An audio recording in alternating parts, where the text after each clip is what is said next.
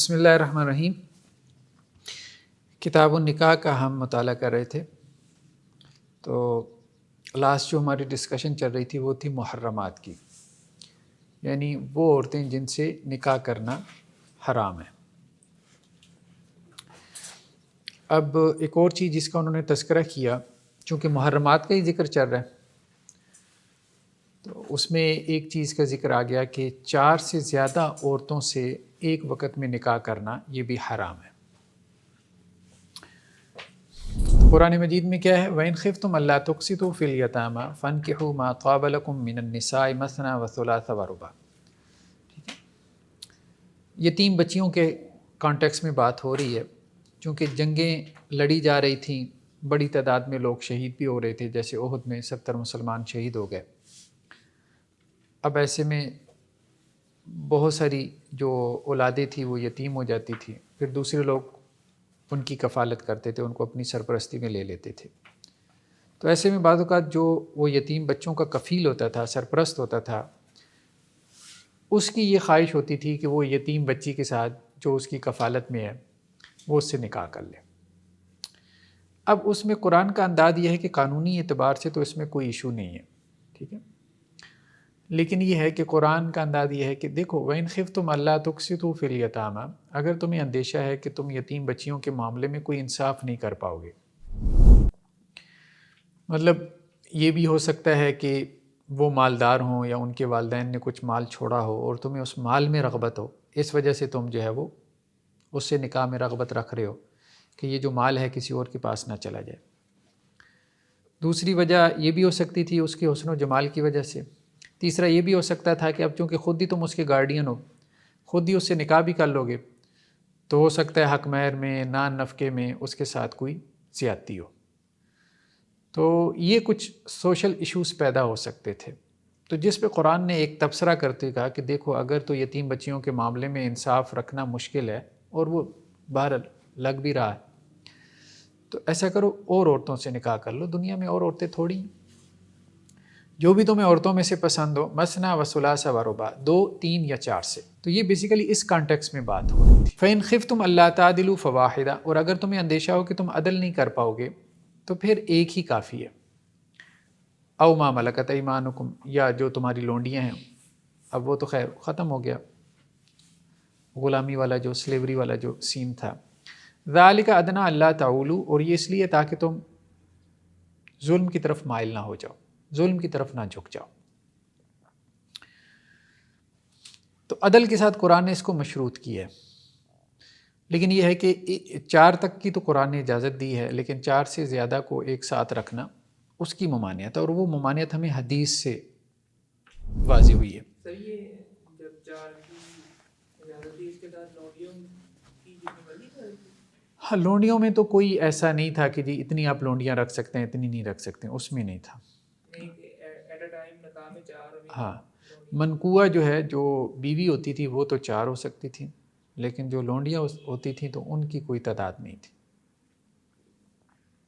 ویسے یہ لونڈیوں کو ڈکلیئر کرنا پڑتا تھا کہ یہ میرے حرم کی لونڈی، بس وہ معروف ہوتا تھا جیسے سوسائٹی میں، ٹھیک ہے، جیسے آپ کے ملازم ہوتے ہیں نا مثال کے طور پہ، تو لوگوں کو پتہ ہوتا ہے کہ یہ آپ کے ملازم ہیں، آپ کے خادم ہیں، ٹھیک، تو اس طرح سے ہوتا تھا، کیونکہ پوری دنیا میں ایک کلچر تھا، چل رہا تھا۔ اسلام نے غلامی کے ادارے کو قائم نہیں کیا، غلامی کے ادارے کو آپ یوں کہہ دیں، مطلب انسٹیٹیوشنلائز نہیں کیا، بلکہ اس کو ایک ریگولیرٹی دے دی۔ ایک ادارہ چل رہا تھا، اس کو ایک ڈائریکشن دے دی، تاکہ غلاموں کے اوپر کوئی ظلم و ستم ہو رہا ہے تو اس کو مطلب کور کیا جا سکے، اور بہت سے ان کے رائٹس مقرر کیے، اسٹیبلش کیے، ٹھیک ہے۔ مثلا لونڈی سے جو اولاد تھی اس کو کہا کہ یہ اب تمہاری اولاد ہے، ٹھیک، اب یہ وارث بھی ہوگی تمہارے۔ تو بہرحال اس سے خیر اور بھی مسائل پھر پیدا ہوتے تھے، ہم اب اس طرف نہیں جا رہے۔ تو یہ جو آیت ہے اس کے سبب نزول میں یہ کہتے ہیں کہ جی احادیث کی کتابوں میں ایک حدیث آئی ہے کہ حضرت عائشہ رضی اللہ عنہا فرماتی ہیں کہ یہ جو آیات ہیں یہ یتیم بچیوں کے بارے میں نازل ہوئی، کہ ان کا جو ولی تھا وہ یہ چاہتا تھا کہ وہ ان سے نکاح کر لے اور اس بچی کا، یتیم بچی کا جو مال ہے وہ اس کے پاس رہے، کسی اور کے پاس نہ جائے، مطلب کسی اور سے وہ شادی کرے گا تو ظاہر بات ہے بچی بھی وہاں گئی اور اس کا مال بھی وہاں چلا گیا. لیکن وہ اس کا حق مہر پورا نہیں دینا چاہتا تھا یا اس کے حقوق پورے ادا نہیں کرنا چاہتا تھا. تو اس پہ پھر قرآن نے یہ تبصرہ کیا کہ دیکھو بات یہ دنیا میں عورتیں بہت ہیں, شادی تمہاری ضرورت ہے, لیکن یتیم بچیوں کے معاملے میں اللہ سے ڈرو. ٹھیک ہے, تو ان کے حقوق میں جو ہے وہ کوتاہی نہیں کرنی اور اس طرح کا معاملہ نہیں کرنا. اب اس میں بعض اہل علم نے اہل الظاہر میں سے, ظاہر اسکول آف تھاٹ ہمارے ہاں, انہوں نے قرآن کی اس آیت سے مختلف طرح سے استدلال کیا. بعض نے تو یہ استدلال کیا کہ 4 کی نہیں بلکہ یہاں سے 9 نکاح کی اجازت نکل رہی ہے. مثنا و ثلاثہ و رباع, 2, 3 اور 4. تو انہوں نے ان کو جمع کر لیا. آواز سمجھ, انہوں نے کہا کہ جی واو یہ جمع کا ہے. ٹھیک ہے, بعض اہل الظاہر نے, اور اہل تشیع میں بھی بعض ایسے تھے کہ جنہوں نے یہاں سے 9 شادیاں نکال لی. اور عجب یہ ہوا حسن اتفاق کہ رسول اللہ صلی اللہ علیہ وسلم کی بھی ایک وقت میں 9 بیویاں تھیں. تو انہوں نے کہا کہ دیکھیں رسول اللہ صلی اللہ علیہ وسلم بھی 9 سے آگے نہیں بڑھے ایک وقت میں. تو گویا فعلی سنت سے بھی یہ ثابت ہو رہا ہے کہ اصل میں 9 شادیوں کی اجازت ہے. کچھ لوگوں نے خیر اس پہ بھی اکتفا نہیں کیا. انہوں نے کہا بھئی مثنا کا مطلب ہوتا ہے 2 ثلاث کا مطلب 3 رباع کا مطلب 4 تو سب کو ملائیں تو 18 بنتی ہیں. تو 18 تک کی جو ہے وہ اجازت ہے. یہ خیر بہرحال ہمارے ہاں ایسا ہوتا رہا, کچھ لوگوں نے اس طرح سے استدلال کیا ہے, لیکن وہ استدلال زیادہ معروف نہیں ہوا. اس لیے یہاں جو واو ہے نا, مثنا و ثلاثہ و رباع, تو اس واو کو عام طور پہ بدل کا واو بنایا جاتا ہے, جمع کا نہیں ہے. ٹھیک ہے, یہ بدل کا ہے, یعنی 2 سے کر لو, یا 2 نہیں تو 3 سے کر لو, 3 نہیں تو 4 سے کر لو. مطلب اس طرح سے اس کا ترجمہ کیا جاتا ہے, اور یہی ترجمہ بہتر ہے. اس کی وجہ یہ ہے کہ سنت میں ہمیں ملتا ہے. اگر سنت میں واضح حدیثیں نہ ہوتی پھر شاید یہ معنی آپ کہہ لیں کہ جی کسی نے نکال لیا کہ جی 9 کر لیں یا 18 کر لیں, تو اس کی شاید گنجائش نکل جاتی تھی.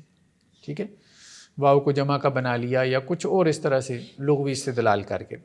لیکن واضح روایتیں ملتی ہیں, جیسے ہی یہاں پہ روایت لے کے آئے ہیں غیلان بن امیہ ثقفی سے, کہ جب انہوں نے اسلام قبول کیا تو ان کی 10 بیویاں تھیں. تو آپ صلی اللہ علیہ وسلم نے انہیں کہا کہ دیکھو ان میں سے 4 کو اختیار کر لو, وہ فارق سائرہن, اور باقی 6 کو کیا کرو, اپنے سے جدا کر دو. یعنی ان 10 میں سے 4 رکھ لو اپنے پاس جو تمہیں پسند ہے, باقی 6 کو ڈائیورس کر دو. اسی طرح سے ایک اور جو ہے وہ حدیث کے اندر حارث بن قیس کا واقعہ بیان ہوا کہ انہوں نے اسلام قبول کیا اور ان کی 8 بیویاں تھیں. ٹھیک ہے, تو انہوں نے کہا میں نے اللہ کے رسول صلی اللہ علیہ وسلم سے اس کا ذکر کیا, تو آپ صلی اللہ علیہ وسلم فرمایا اختر منہن 4, 4 رکھ لو جو تمہیں ان میں سے پسند ہو. 4 کو اپنے نکاح میں رکھے رکھو اور 4 کو تم اپنے سے علیحدہ کر دو. ٹھیک ہے, تو ایسی روایتوں سے یہ معلوم ہوتا ہے کہ آپ صلی اللہ علیہ وسلم نے اس سنت کو جاری کیا. قرآن کا یہی مفہوم آپ صلی اللہ علیہ وسلم نے سمجھا, اور اسی مفہوم کو, اسی انڈرسٹینڈنگ کو آپ صلی اللہ علیہ وسلم نے امپلیمنٹ کیا کہ یہاں سے 9 یا 18 کی اجازت نکالنا درست نہیں, 4 کی اجازت ہی ہے. باقی آپ صلی اللہ علیہ وسلم کا جو معاملہ ہے وہ خصوصی معاملہ ہے. وہ سورہ احزاب کی آیات میں ہے کہ اللہ کے رسول صلی اللہ علیہ وسلم کا معاملہ ایک خصوصی معاملہ تھا, وہ عام مسلمانوں سے ڈیفرنٹ تھا کہ آپ کو 4 سے زیادہ کی بھی اجازت دی گئی, لیکن وہ بھی اجازت ایک وقت میں آ کے قرآن نے اس کو بھی روک دیا. دوسری چیز جو کہ اس آیت میں ہے, ایک تو یہ ہے کہ ایک لمیٹیشن آ گئی کہ ایک وقت میں 4 سے زیادہ نکاح نہیں کر سکتا, 5واں نکاح کرے گا تو وہ اس کا نکاح باطل ہوگا. ٹھیک ہے, وہ نکاح اس کا ویلڈ نہیں ہے. دوسری چیز بیویوں کے درمیان عدل کرنا, اگر 2 یا 2 سے زیادہ بیویاں ہیں تو ان کے درمیان عدل کرنا. عدل سے اب کیا مراد ہے؟ طعام میں, مسکن میں یعنی رہائش میں, اور پہننے اوڑھنے میں, اور رات گزارنے میں. ٹھیک ہے, یعنی ویسے تو انسان اپنے وقت کو جو ہے وہ, اب آپ کہیں کہ جی اتنے گھنٹے میں نے اس بیوی کو دیے, اتنے گھنٹے, اتنے منٹ, اتنے سیکنڈ اس کو دینے, اب یہ کیلکولیشن ظاہری بات ہے عدل میں نہیں آتی, اور نہ ہی یہ پاسبل ہے. ٹھیک ہے, اس قسم کا عدل, عدل سے مراد یہ ہے کہ موٹا موٹا ایک عدل. وہ موٹا موٹا عدل یہ ہے کہ 2 دن ایک کے گھر میں رہے, 2 دن ایک دوسری کے گھر میں رہے. تو کھانے میں بھی یہی ہے کہ جو خرچہ وغیرہ ہے وہ دونوں کو دے, ایک طرح سے دے, رہائش بھی دونوں کو ایک طرح سے رہائش دے. اب اس میں بھی انسان کوئی زیادہ کیلکولیٹڈ نہیں ہو سکتا ہے کہ اب ایک سے اگر اس کے جو ہے وہ 5-7 بچے ہیں اور دوسری سے جو ہے وہ اس کے 1-2 بچے ہیں, تو اب ظاہری بات ہے کہ جس کے 5-7 بچے ہیں جس بیوی سے, اس کا خرچہ بھی زیادہ ہوگا. تو یہ اس قسم کے مسائل جو ہے وہ پھر اس میں عدل پاسبل بھی نہیں ہوتا. تو ایک عدل سے مراد بھی ایک موٹا موٹا عدل ہے. حضرت ابو ہریرہ سے روایت ہے کہ اللہ کے نبی صلی اللہ علیہ وسلم فرمایا کہ جس کی 2 بیویاں ہوں اور وہ ان میں سے ایک کی طرف مائل ہو جائے تو قیامت والے دن وہ اس حال میں آئے گا کہ اس کا آدھا دھڑ فالج شدہ ہوگا. تو مطلب یہ ہے کہ صرف شوق نہیں کرنا دوسری شادی کا، اس کے حقوق بھی ادا کرنے. تو اگر 2-4 شادیاں کرنے کے بعد وہ ایک بیوی کے حقوق ادا نہیں کر رہا تو پھر یہی ہے کہ قیامت والے دن وہ اس کے لیے اس کی آخرت کی خرابی کا باعث بن جائے گا. تو قرآن نے ایک اور جگہ پہ عدل کی طرف اشارہ کرتے ہوئے کہا وَلَن تَسْتَطِيعُوا أَن تَعْدِلُوا بَيْنَ النِّسَاءِ. دیکھو عورتوں کے درمیان، بیویوں کے درمیان تم چاہو بھی تو عدل نہیں کر سکتے. وَلَوْ حَرَصْتُمْ، جتنی حریص کیوں نہ ہو. فَلَا تَمِيلُوا كُلَّ الْمَيْلِ فَتَذَرُوهَا كَالْمُعَلَّقَةِ. ہاں اتنا تو کر سکتے ہو نا کہ ایک ہی کی طرف جھک نہ جاؤ اور دوسری کو کیا کرو، معلق چھوڑ دو. یہ نہیں ہونا چاہیے. تو اس لیے آپ صلی اللہ علیہ وسلم کی بھی ہمیں یہی دعا ملتی ہے. حضرت عائشہ رضی اللہ عنہ فرماتی ہیں کہ آپ صلی اللہ علیہ وسلم یہی دعا کرتے تھے، یا اللہ کے رسول صلی اللہ علیہ وسلم کا یہی تبصرہ ہوتا تھا کہ یا اللہ یہ میری تقسیم ہے، جو میرے اختیار میں تھی وہ میں نے تقسیم کر دی اپنی بیویوں کے درمیان، تو اور جو میرے اختیار میں نہیں ہے تو یا اللہ اس کا مجھ سے حساب بھی نہ لینا. ٹھیک ہے، مطلب کسی بیوی کی طرف رغبت زیادہ ہے، یا بہت دفعہ میں جیسے ہم نے کہا کہ بہت کیلکولیٹڈ ہو کے بندہ حساب کتاب نہیں رکھ سکتا. ایون کہ جیسے اولاد میں بھی عدل کرنے کا حکم دیا گیا ہے، لیکن اولاد میں بھی نا بہت کیلکولیٹڈ ہو کے عدل کرنا مشکل ہو جاتا ہے. اچھا اولادیں پھر وہ جتاتی بھی ہیں، اچھا آپ نے بیٹے کو پڑھایا اتنا، اس کی تو آپ نے اتنی انویسٹمنٹ کی ہے، میں بیٹی تھی مجھے پہ آپ نے کچھ لگایا ہی نہیں. تو بیٹوں کو بھی یہ ہوتا ہے کہ بیٹی کا جو ہے وہ شادی کر دی ہے تو اس کو آپ نے اتنا ساز و سامان دے دیا جہیز میں، اور ہمیں ہماری شادی تو ہم نے خود اپنے خرچے سے کی ہے. بہرحال یہ اس قسم کے مسائل پیدا ہوتے ہیں. تو عدل میں ایک موٹا موٹا عدل تو کرنا چاہیے، یعنی بڑی بڑی چیزوں میں. ٹھیک ہے، وہ اولاد میں بھی کرنا چاہیے، اور کسی کی ایک سے زیادہ بیویاں تو ان میں بھی کرے. لیکن بہت چھوٹا چھوٹا عدل نہ تو اس کو پکڑ کے بیٹھ جانا چاہیے، اور نہ ہی وہ انسان کے اختیار میں ہوتا ہے، نہ ہی انسان وہ کر پاتا ہے. جی ضرور. یہ جیسا اولاد میں برابری کی بات ہے، اکثر یہ پیرنٹس کو بڑا ایشو ہوتا ہے کہ جن کے آگے بچے میرڈ ہوتے ہیں اور ان میں سے کوئی ایک فائنینشلی اسٹیبل نہیں ہوتا باقیوں کے نسبت، اس میں پھر پیرنٹس کو یہ کنسرن ہوتا ہے کہ کیا ہم سب کے ساتھ مطلب ہمیں ایکول کرنا پڑے گا، کیونکہ ایک بچہ ہے جو نہیں فائنینشلی سیٹل، تو اس کے اندر پھر وہ ڈرتے ہیں. اس کے متعلق کیا ہوگا پھر؟ دیکھیے اصل میں وہ ایک حدیث آتی ہے کہ اللہ کے رسول صلی اللہ علیہ وسلم کے پاس جو ہے نا وہ ایک خاتون آئیں تو انہوں نے اپنا قصہ آپ صلی اللہ علیہ وسلم کو سنایا.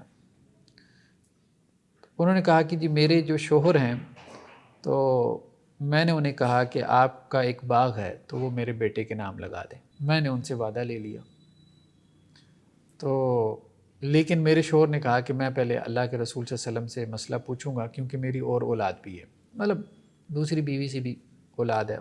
ہوتا ہے جیسے ایک بیوی جو ہے وہ اسے یہ ہے کہ جی چل میری اولاد کا جو ہے وہ فیوچر سکیور ہو جائے یا میں سکیور ہو جاؤں. تو آپ صلی اللہ علیہ وسلم کے پاس جب معاملہ آیا تو اللہ کے رسول نے یہی کہا کہ میں ظلم کے اوپر گواہ نہیں بنتا، مطلب تم زیادتی کر رہے ہو. بعض روایتوں میں یہ بھی ہے کہ اللہ کے رسول نے کہا کہ کیا تم چاہتے ہو کہ تمہاری تمام اولاد تمہاری فرما بردار رہے؟ اس نے کہا ہاں.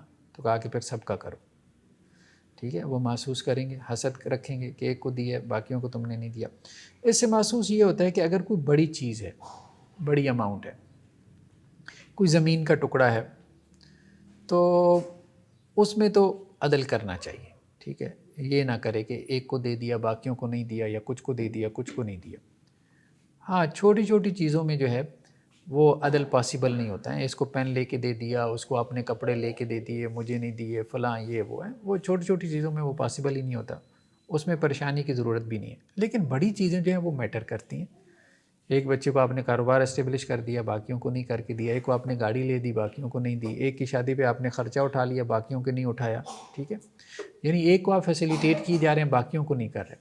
تو یہ چیز نا باقی بچوں کو باغی بنا دیتی ہے، باقیوں کے دلوں میں آپ کے لیے ایک نفرت پیدا کر دیتی ہے، یعنی پیرنٹس کے لیے. تو اس لیے آپ صلی اللہ علیہ وسلم فرمایا کیا تم چاہتے ہو کہ تمہارے سارے بچے تمہارے ساتھ حسن سلوک کریں؟ ہاں، کون والد نہیں چاہتا کہ جی سارے بچے اس کے ساتھ حسن سلوک کریں. تو پھر فرمایا کہ عدل کرو. تو بڑی چیزوں میں عدل ضروری ہے. چھوٹی چیزوں میں پھر اولاد کو سمجھنا چاہیے کہ بھائی چھوٹے چھوٹے حساب لے کے کیلکولیٹر لے کے نہ بیٹھ جاؤ.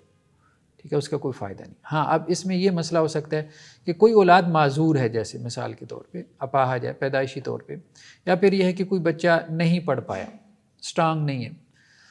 تو اب دیکھیں اگر تو حالات کے تحت اس کے ساتھ کوئی مسائل ہیں، تقدیر کی وجہ سے ہیں، تو باقی بہن بھائی اس کو کنسیڈر کرتے ہیں. تو والدین کو چاہیے کہ ان سے پوچھ لیں کہ بھائی ہم اس کا کر دیں. اگر وہ اس سے راضی ہو جائیں تو کوئی حرج نہیں، اس کا ایکسٹرا کر دینا چاہیے. یعنی کوئی بہن بھائیوں میں سے معذور ہے، پیچھے رہ گیا ہے، یا ذہناً کمزور ہے، یا اور مطلب تقدیر کی طرف سے اس پہ آزمائش ہے، بیمار رہتا ہے، تو اگر والدین اس کا کر دیں باقیوں سے پوچھ کے تو اس میں کوئی حرج نہیں. ٹھیک. ہاں اب مسئلہ یہ آتا ہے کہ ایک بندہ اپنے کرتوتوں کی وجہ سے پیچھے رہ گیا.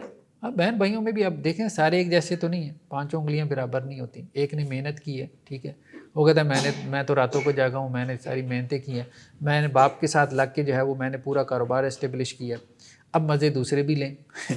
یہ اسے برداشت نہیں ہوتا.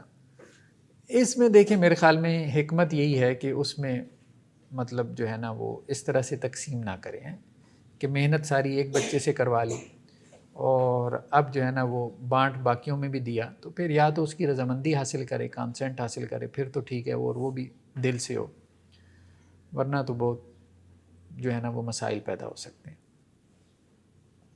ہاں تقدیر کی طرف سے اگر کوئی پیچھے رہ گیا، تقدیراً پیچھے رہ گیا، اپنے کرتوتوں کی وجہ سے نہیں، اپنی کم ہمتی، پست ہمتی، اپنے مسائل کی وجہ سے نہیں ہے. بہت سے بچے آپ کی اولاد میں سے اپنی جوانی تباہ کر دیتے ہیں، سیدھی بات ہے، اور بہت سے بچے اپنے آپ کو بنا لیتے ہیں. ساری اولادیں ایک جیسی نہیں ہوتی. تو اب ظاہری بات ہے اس کو تو کمپنسیشن نہیں بنتی کہ جس نے اپنی جوانی بگاڑ دی، تباہ کر دی. وہ تو پھر دوسروں کا احسان ہے بہن بھائیوں کا کہ اگر وہ کہتے ہیں چلو یار ٹھیک ہے اس سے غلطی ہو گئی، اس نے اپنے آپ کو تباہ کر لیا، برباد کر لیا، ہم کم از کم اس کو اپنے پاؤں پہ کھڑا کر دیں، وہ تو ان کی مہربانی ہے. پھر چلیں جی. تو اللہ کے رسول صلی اللہ علیہ وسلم کا معاملہ یہ تھا. حضرت عائشہ رضی اللہ عنہ کہتی ہیں کہ جب آپ نے کوئی سفر بھی کرنا ہوتا تھا تو آپ اپنی بیویوں کے درمیان قرعہ ڈالتے تھے، ٹھیک ہے، تو جس کے نام سے قرعہ نکلتا تھا تو اس کو پھر آپ صلی اللہ علیہ وسلم جو ہے وہ اپنے ساتھ لے کے جاتے تھے. تو بہت سے معاملات میں قرعہ بھی ڈالا جا سکتا ہے، جہاں پہ عدل ممکن نہ ہو تو وہاں قرعہ اندازی کے ذریعے سے چیزوں کو جو ہے وہ حل کیا جا سکتا ہے. جی نیکسٹ یہ ہے کہ کیا بیوی جو ہے یہ شرط لگا سکتی ہے شوہر پر کہ وہ دوسری شادی نہیں کرے گا. ٹھیک ہے، ہمارے بہت سی بیویوں کو یہ ہوتا ہے کہ جی شادی سے پہلے وہ شرط لگا دیتی ہیں کہ جی آپ سیکنڈ میرج نہیں کرو گے. تو کیا ایسی شرط ویلڈ ہے؟ اور کسی شوہر نے اگر ایسی شرط مان لی ہے تو کیا اس کے لیے پورا کرنا ضروری ہے؟ تو اس میں بہرحال یہ ایک اختلافی مسئلہ ہے. میجورٹی جو فقہا کی ہے وہ تو یہ کہتی ہے بھئی ایسی شرط کی کوئی حیثیت ہی نہیں ہے. مطلب وہ تو اس کو اس اینگل سے دیکھتے ہیں نا کہ اسلام نے اس کو الاؤ کیا ایک سے زیادہ مطلب شادیاں کرنا، تو ایسی شرط جو ہے وہ نہیں لگائی جا سکتی کہ جس سے اس کی ایک جس کو مطلب شریعہ الاؤ کر رہی ہے اس کو آپ جو ہے وہ ختم کریں. میجورٹی نے تو یہ بات کہی ہے. لیکن حنبلی اسکول آف تھاٹ میں یہ رائے ہے کہ نہیں، اگر بیوی ایسی شرط لگاتی ہے تو وہ لگا سکتی ہے، ٹھیک ہے، اور شوہر کے لیے اس شرط کو پھر پورا کرنا ضروری ہے. تو لیکن بہرحال یہ ہیں اس کی دلیلیں جو ہے نا عام طور پہ وہ ایک تو انہوں نے بخاری مسلم کی اس روایت سے استدلال کیا کہ آپ صلی اللہ علیہ وسلم فرمایا کہ سب سے زیادہ تمہارے اوپر جو ہے نا ریسپانسبلٹی جن شروط کو پورا کرنے کی ہے، جن کنڈیشن کو، وہ ہیں جو تم نکاح کے موقع پہ لگاتے ہو. یعنی یہ تو بات ہمیں ملتی ہے حدیث میں کہ نکاح کے موقع پہ شرطیں لگائی جا سکتی ہیں. اب مسئلہ یہ ہے کہ شرطیں بھی ظاہری بات ہے کہ ہر قسم کی شرط تو نہیں لگا سکتے نا. اب اختلاف اس میں ہوگا کہ یہ شرط لگائی جا سکتی ہے یہ نہیں لگائی جا سکتی. مثال کے طور پہ اب یہ بھی باتیں ہوتی رہیں کہ کیا بیوی یہ شرط لگا سکتی ہے کہ وہ سسرال میں رہے گی، ٹھیک ہے، اپنے ماں باپ کے گھر سے خاوند کے گھر میں نہیں جائے گی، ٹھیک ہے. یہ شرط کیا اس کے سسرال والے لگا سکتے ہیں کہ بھائی جس شہر میں جو ہے وہ ہم رہتے ہیں اسی شہر میں تم جو ہے وہ ہماری بیٹی کو رکھو گے، کہیں اور موو نہیں کرو گے، بھلے تمہاری ٹرانسفر ہوتی ہے جہاں مرضی جاؤ تم اکیلے جاؤ، بیٹی ہماری اسی شہر میں رہے گی.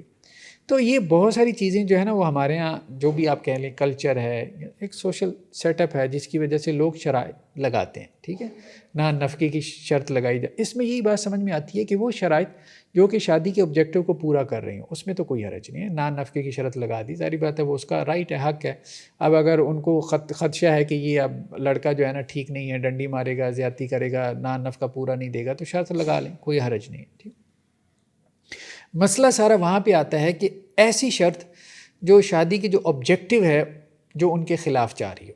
اب کچھ کہتے ہیں نہیں یہ تو خلاف نہیں جا رہی، کچھ کہتے ہیں جی یہ خلاف جا رہی ہے. اب سارا مسئلہ یہاں پہ کھڑا ہو جاتا ہے. ٹھیک ہے، اب جن لوگوں نے کہا کہ جی یہ شرط نہیں لگا سکتے آپ، کہ آپ اس کی سیکنڈ میرج پہ پابندی نہیں لگا سکتے، ٹھیک ہے، تو وہ یہ کہتے ہیں کہ جی مطلب یہ شادی کے آبجیکٹیوز کے خلاف ہے. اور جو کہتے ہیں پابندی لگا سکتے ہیں وہ کہتے ہیں یہ شادی کے آبجیکٹیو کے مطابق ہے. جو شرط قبول کرتا ہے وہ اس زمرے میں نہیں آتا اپنے عہد پورے کرو. وہ یہی کہتے ہیں، وہ یہی کہتے ہیں کہ جو شرط قبول کر رہا ہے وہ تو اس زمرے میں آ رہا ہے کہ اپنا عہد پورا کرو. لیکن دوسرے کہتے ہیں کہ نہیں، اصل میں یہ آپ ایک حرام حلال کو حرام بنا رہے ہو، تو اس لیے ایسے وعدے کو توڑنا اور اس کا کفارہ دے کے اگر وہ دوسری شادی کرنا چاہتا ہے تو کر سکتا ہے. واللہ عالم، اللہ بہتر جانتا ہے. بس یہ ہے کہ ہم دونوں طرف کی چیزیں دیکھ سکتے ہیں. مسور بن مخرمہ سے روایت ہے کہ انہوں نے کہا کہ اللہ کے رسول صلی اللہ علیہ وسلم ممبر پہ کھڑے تھے اور آپ صلی اللہ علیہ وسلم یہ تقریر کر رہے تھے، مطلب یہ خطبہ دے رہے تھے کہ بنو ہشام بن مغیرہ انہوں نے مجھ سے اجازت طلب کی ہے، یعنی وہ میرے پاس آئے ہیں، ٹھیک ہے، اور وہ یہ چاہتے ہیں کہ اپنی بیٹی کا نکاح علی سے کر دیں، حضرت علی رضی اللہ عنہ سے، ٹھیک ہے. تو فلا آذن لہم، میں اجازت نہیں دیتا، میں پھر کہہ رہا ہوں میں اس کی اجازت نہیں دے رہا. ٹھیک ہے، مطلب آپ صلی اللہ علیہ وسلم نے ایک یہ نہیں کیا کہ ان کو انکار کر دیا کہ بھائی اجازت نہیں ہے. مجھ سے پوچھ رہے ہو کہ علی کو اپنی بیٹی دینا چاہتے ہو، تو میں تو علی تو میرا داماد ہے، تو میں تو نہیں چاہتا کہ میری بیٹی پہ سوکن ہے. یہ نہیں صرف کیا بلکہ آپ صلی اللہ علیہ وسلم نے باقاعدہ خطبہ دیا. آپ سمجھ رہے ہیں؟ تو ممبر پہ کھڑے ہو کے آپ صلی اللہ علیہ وسلم نے خطبہ دیا اور کہا کہ دیکھو بات یہ ہے کہ یہ آئے تھے، ٹھیک ہے، تو وہ شاید حضرت علی رضی اللہ عنہ کو سنانے کے لیے، تو میں اجازت نہیں دے رہا، میں اجازت نہیں دے رہا، اور میں بالکل بھی اجازت نہیں دے رہا. ہاں اگر علی کو اتنا شوق ہے دوسری شادی کا، ٹھیک ہے، تو وہ پہلے میری بیٹی کو طلاق دے اور پھر جا کے بے شک کر لے، دوسرا نکاح کر لے. ٹھیک ہے، تو فاطمہ جو ہے وہ میرے جگر کا ٹکڑا ہے، جس چیز سے اس کو اذیت پہنچتی ہے اس چیز سے مجھے اذیت پہنچتی ہے. ایک اور روایت میں ہے کہ آپ صلی اللہ علیہ وسلم فرمایا ان فاطمہ منی، فاطمہ جو ہے وہ مجھ سے ہے، یعنی مطلب میرے جسم کا ایک حصہ ہے، اور میں یہ اندیشہ رکھتا ہوں کہ اگر علی جو ہے وہ اس کے اوپر سوکن لے آئیں گے تو اس کا دین جو ہے وہ فتنے میں پڑ جائے گا. بہرحال اب اس میں بعض اور روایتوں میں بھی ہے. ایک اور روایت میں ہے کہ آپ صلی اللہ علیہ وسلم نے کیا کیا کہ اس خطبے میں یہ بھی ذکر کیا کہ دیکھو میرا دوسرا داماد ہے، اس کا بھی ذکر کیا. تو حضرت زینب جن کے نکاح میں تھیں وہ بنو امیہ سے تھے، اور کہا کہ دیکھو انہوں نے مجھ سے ایک وعدہ کیا تھا اور انہوں نے وہ وعدہ پورا کیا. اچھا یہ وعدے کا یہاں پہ ذکر نہیں ہے، شاید یہی بات ہو. وہ حملی اسکول آف تھاٹ کے لوگ جو ہیں نا وہ اسی طرح اشارہ دیتے ہیں کہ اصل میں یہ جو بات ہے نا کہ آپ صلی اللہ علیہ وسلم نے کہا کہ مجھ سے انہوں نے وعدہ کیا اور بات کی، وہ پکے رہے. ٹھیک ہے، تو گویا کہ انہوں نے یہی وعدہ کیا تھا کہ ہم آپ صلی اللہ علیہ وسلم آپ کی بیٹی کے اوپر سوکن نہیں لائیں گے. بہرحال جو بھی تھا حدیث میں اس کا ذکر نہیں. آگے یہ ہے کہ اللہ کے رسول نے فرمایا دیکھو بات یہ ہے، میں حلال کو حرام نہیں ٹھہرا رہا، میں یہ نہیں کہہ رہا دوسری شادی علی کے لیے حلال ہے، کریں، ہم اس کو حرام نہیں قرار دے سکتے، اور کسی نبی یا رسول کے یہ شایان شان بھی نہیں ہے. لیکن مسئلہ یہ ہے کہ یہ تو ہمارا اختیار ہے نا کہ ہماری بیٹی ان کے گھر میں رہے کہ نہ رہے. ٹھیک ہے، جس طرح جتنا ان کا اختیار ہے کہ وہ دوسری شادی کر سکتے ہیں علی کا، جتنا اللہ نے ان کو اختیار دیا اتنا اختیار اللہ نے ہمیں بھی دیا ہے سیپریشن کا، کہ ہم نہیں رہ سکتے، تو وہ پھر ہم یہ فیصلہ لے لیں گے. ٹھیک جی. ایسا یہ آپ نے ابھی ایک حدیث کوٹ کی ہے کہ نبی کریم صلی اللہ علیہ وسلم نے کہا کہ فاطمہ مجھ سے ہے، میں فاطمہ میں سے. اس طرح کی بہت ساری روایتیں ملتی ہیں حضرت بلال کے متعلق. جی جی ایسے ہی. تو بعض مقاصد پہ فکر اسے بڑا دوسرے اینگل سے جو ہے نا، ہاں نہیں وہ بالکل اور معنی میں لے جاتے ہیں. وہ جو پنج تن پاک کا کانسیپٹ ہے، تصور ہے، رسول اللہ صلی اللہ علیہ وسلم اس قسم کے الفاظ اور بھی لوگوں کے لیے بولتے تھے. ٹھیک ہے، جیسے آپ صلی اللہ علیہ وسلم کے اڈاپٹیڈ چائلڈ تھے حضرت زید، ان کے بارے میں آپ دیکھ لیں تو صرف حضرت علی کے بارے میں یا حضرت فاطمہ کے بارے میں ایسے الفاظ نہیں ہیں. حدیثوں میں بہت سارے لوگوں کے بارے میں آپ صلی اللہ علیہ وسلم کے آپ صلی اللہ علیہ وسلم کے ایسے الفاظ ہمیں ملتے ہیں. یہ بات درست ہے. ٹھیک ہے وہ، لیکن یہ ہے کہ ایک تعلق کا اظہار. بعض روایتوں میں یہ بھی ہے کہ فاطمہ رضی اللہ عنہ آپ وسلم کے پاس آئیں اور آپ کو بتایا کہ جی علی جو ہے وہ دوسری شادی کرنا چاہتے ہیں، تو اور آپ کے بارے میں جو ہے وہ یہ خیال کیا جاتا ہے کہ آپ اپنی بیٹیوں کے بارے میں غیرت کا اظہار نہیں کرتے. تو پھر آپ وسلم نے خطبہ دیا. اتنا سخت الفاظ آتے ہیں، اتنے سخت الفاظ. بہرحال بعض روایتوں میں اس کا ذکر آ گیا ہے، بعض روایتوں میں اس کا ذکر آ گیا. ان کی تو پھر صحت کے بارے میں واللہ عالم، نہیں، وہ جو روایتیں آتی ہیں ان کی صحت کے بارے میں واللہ عالم، اللہ بہتر جانتا ہے، ابھی میرے ذہن میں نہیں ہے، مطلب میں نے اس حوالے سے کوئی تحقیق نہیں کی. لیکن یہ ہے کہ بعض روایتوں میں یہ الفاظ بھی آئے کہ فاطمہ رضی اللہ عنہ نے آ کے آپ صلی اللہ علیہ وسلم کو کہا تھا کہ آپ اپنی بیٹیوں کے بارے میں غیرت کا اظہار کریں. تو اللہ کے رسول صلی اللہ علیہ وسلم نے جو ہے وہ پھر یہ خطبہ دیا. لیکن بہرحال ایک تعلق بھی تھا، اس میں تو کوئی شک نہیں ہے، بیٹی کے ساتھ ایک تعلق ہوتا بھی ہے، اور اس میں بھی آپ صلی اللہ علیہ وسلم کا انداز ممانعت والا نہیں تھا، منع نہیں کیا، بس صرف یہ بات کہی ہے کہ دیکھیں آپ ڈیسیژن لے لیں، ٹھیک ہے، آپ دوسری شادی کا ڈیسیژن لے لیں تو ہم سپریشن کا ڈیسیژن لے لیں گے، ٹھیک ہے، خلا کا ڈیسیژن لے لیں گے. اچھا اس میں ایک اور بات ہے کہ یہ حدیث کا یہ جو ٹکڑا ہے نا کہ فاطمہ مجھ سے ہے، جس نے اس کو تکلیف پہنچائی اس نے مجھے تکلیف پہنچائی، اب یہ صرف اتنا ٹکڑا جو ہے وہ بیان کرتے ہیں جو ہمارے ہاں یہ اہل تشیع حضرات ہیں، اور اس کو چسپاں کہتے ہیں حضرت ابو بکر رضی اللہ عنہ پہ باغ فدق کے مسئلے میں، ٹھیک ہے، کہ فاطمہ کو اذیت پہنچی تھی تو وہ ساری حدیث وہاں سناتے ہیں. حالانکہ یہ حدیث حضرت علی رضی اللہ عنہ کے کانٹیکس میں، آپ صلی اللہ علیہ وسلم نے تکلیف کا اظہار جو ہے وہ حضرت علی سے کیا، تو وہ حدیث کا آخری ٹکڑا لے لیتے ہیں، پہلا ٹکڑا نہیں دیکھتے، ٹھیک ہے. مطلب وہ ساری جو نفرت اور ہیٹ سپیچ اس حدیث کے ٹکڑے کی بنیاد پہ اس کا رخ حضرت ابو بکر کی طرف کر رہے ہوتے ہیں، تو اگر صرف کانٹیکس دیکھ لیں تو وہ ساری ہیٹ سپیچ تو پھر حضرت علی کی طرف جانی چاہیے. لیکن بہرحال منفی ذہنیت کے لوگ ہیں، ہر چیز کو ٹویسٹ کرتے ہیں، تو اب جب وہ بات اپنی طرف آتی ہے تو پھر تعویلیں شروع کر دیتے ہیں. تو ہم تو پہلے یہ کہتے ہیں کہ تمام صحابہ کے حوالے سے اچھی بات ہی سوچنی چاہیے. اب یہ نہیں کہ اس اور ادرس کا ایک کانسیپٹ پیدا کر دیں کہ یہ ہمارے ہیں، ٹھیک ہے، ان کے بارے میں تو کوئی منفی بات بھی آئے گی تو ہم اس کی عجیب و غریب قسم کی تعویل کر لیں گے، اور دوسروں کے بارے میں بس ہمیں انگلی رکھنے کی جگہ چاہیے اور ہم رائی کا جو ہے وہ پہاڑ بنا لیں. خیر بار ہے.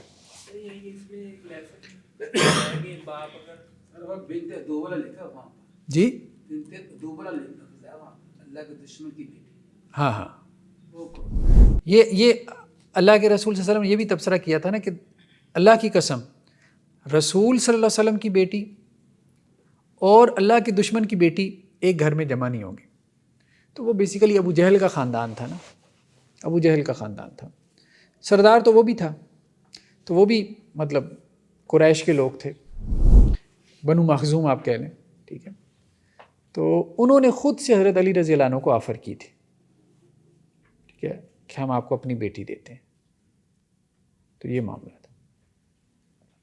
پھر جب تک فاطمہ رضی اللہ عنہ حیات رہی ہیں تو حضرت علی نے سیکنڈ میرج نہیں کی، لیکن ان کی وفات کے بعد انہوں نے کوئی 8-9 شادیاں کی.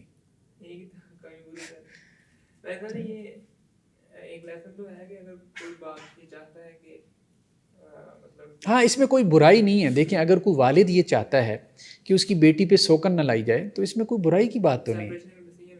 سپریشن کا ڈیسیژن لینا چاہتے ہیں تو لے لیں، کوئی حرج نہیں ہے. ہاں کوئی حرج نہیں ہے. ایسی چیزوں کو وہ بنیاد پر نہیں بنانا چاہیے نا، کہ آج اگر یہ اس کو بنیاد بنا لیں کوئی چھوٹی چھوٹی باتوں پہ لوگ جو ہے نا، وہ تو ایک ابو جہل کا اور نبی کریم صلی اللہ علیہ وسلم کے گھرانے کا فرق تھا. دیکھیں بہرحال کافر تو نہیں تھی، مسلمان تو ہو گئے تھے. ہاں اصل بات یہ ہے کہ میرے خیال میں یہ چیزیں جو ہے نا ان کو نارملی لینا چاہیے. ہمارے ہاں ہم نے سپریشن کو، طلاق کو بھی نا بہت زیادہ ہوا بنا لی ہے. صحیح بات یہی ہے.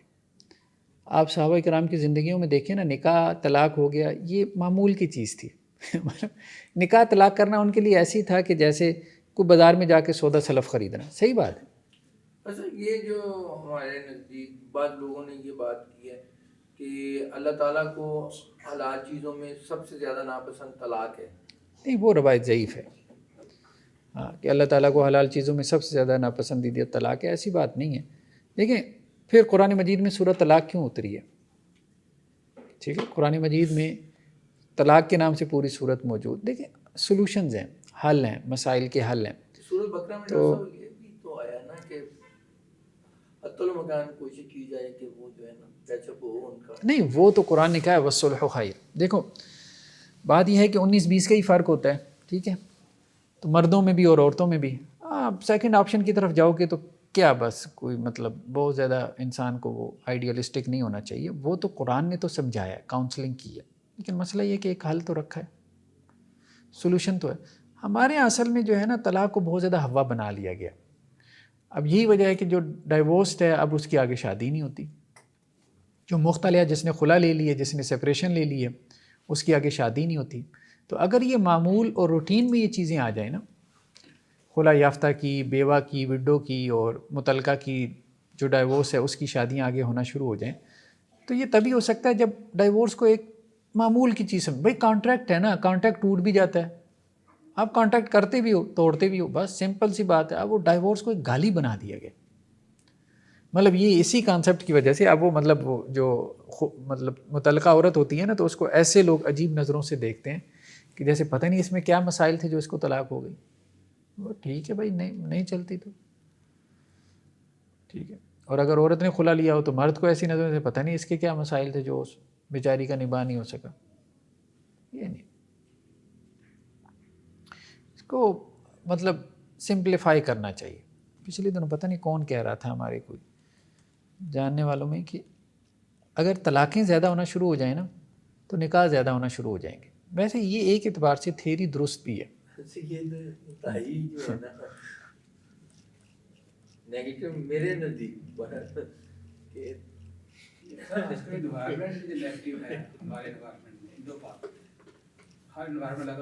نہیں اصل میں ہمارے ذہن میں ایک طلاق کے بارے میں کانسیپٹ ہے نا کہ طلاق ایک جیسے وہ گالی ہے, ٹھیک ہے. تو عربوں میں یہ نہیں تھا. عربوں میں بس ٹھیک ہے نکاح ہو گیا, ٹھیک ہے طلاق ہو گئی, ٹھیک ہو گیا. مطلب عورت کو بھی کوئی ٹینشن نہیں ہوتی تھی. ایک عورت کے 4-4 5-5 نکاح, 4-4 5-5 شادیاں. کلچر کا بھی سر یہاں فائنینشیل ایشوز بھی بہت بڑا ایک ایشو بن جاتے ہیں, کیونکہ اگر بچے ہوں اور خاتون نے ڈیورس لے لیا تو اس کا خرچہ کون اٹھائے گا. ہاں یہ اب ہمارے مسائل. وہاں تو یہ تھا کہ وہ باپ کے ہوتے تھے, خاتون کو کوئی مسئلہ ہی نہیں ہے, باپ بس پالے. سر خواتین اس لیے بھی ڈیورس نہیں, ایک تو بے شک بڑھ بھی گئی ہے, لیکن پھر بھی جو تھوڑی سی بھی سمجھ رکھتی ہیں وہ نہیں پتہ ہوتا ہے کہ بچے سے زیادہ رو جائیں.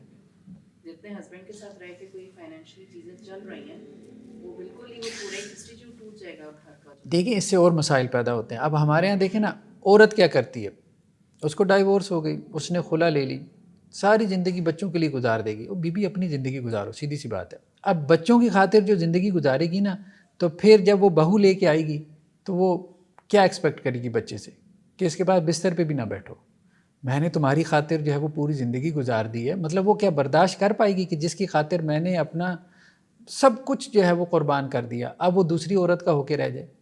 تو وہ اس کا جو ریئیکشن نکلتا ہے نا پھر, جو ہمارے ہاں یہ ساس بہو کی جس کے اوپر آپ کے سارے ڈرامے بن رہے ہیں, تو وہ کبھی کبھی کوئی کلپ ایسی سامنے آ جاتا ہے سوشل میڈیا پہ نا, تو وہ اس سے اندازہ ہوتا ہے کہ کیا چل رہا ہے ہمارے یہاں.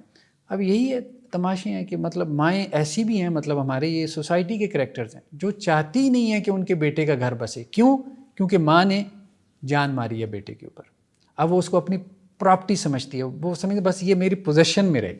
وہ اس کو ایکسیپٹ ہی نہیں کر پاتی کہ یہ اس کو میں نے کیا دوسری عورت کے لیے پال پوس کے بڑا کیا تھا, اس کے لیے میں نے قربانیاں اس لیے کی تھیں کہ یہ جب جوان ہوگا تو میں اسے ایک دوسری عورت کے حوالے کر دوں. تو وہ اس کا جو ریلیشن شپ ایک بن جاتا ہے اپنی اولاد کے ساتھ, اتنا کرنے کے بعد وہ اس کا گھر نہیں بسنے دیتی. تو کئی خواتین ہیں روتے ہی فون کرتی ہیں کہ یہ ساسیں کیوں نہیں اپنے بچوں کا گھر بسنے کیوں نہیں دیتی.